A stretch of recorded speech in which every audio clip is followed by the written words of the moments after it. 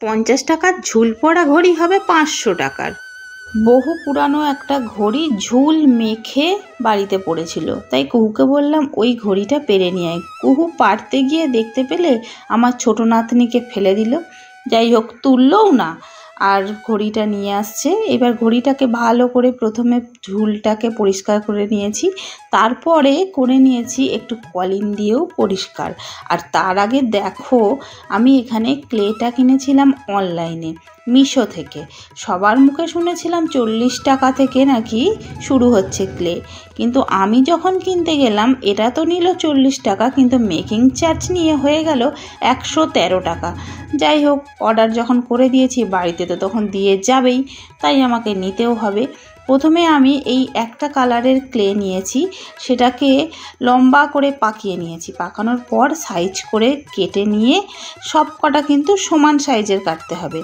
কেটে নিয়ে গোল গোল করে বল করে নিয়েছি। আর যে কাটার যে যন্ত্রগুলো দেখলে ওইগুলো কিন্তু আমার ক্লের সঙ্গেই দিয়েছি। দেখো, 5টা ফুলের পাপড়িকে একসঙ্গে অ্যাটাচ করে নিয়েছি, আর মাঝখানে একটা অড কালারের ফ্লাওয়ারের বল লাগিয়ে দিয়েছি।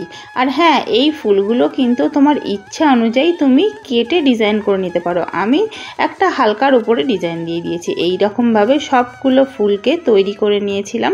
আর কুহু আমার নিয়ে চলে গিয়েছিল ছাদে রোদে শুকনো করতে। তো ছাদে যখন রোদে শুকনো করা হয়ে গেল, তখন আমি বসে পড়লাম আঠা দিয়ে এই ফুলগুলোকে বসাতে। আর দেখো, ঘড়ির কাঁটা কিন্তু ঘুরেই চলেছে, আর আমার কাজ কিন্তু শেষ হচ্ছে না।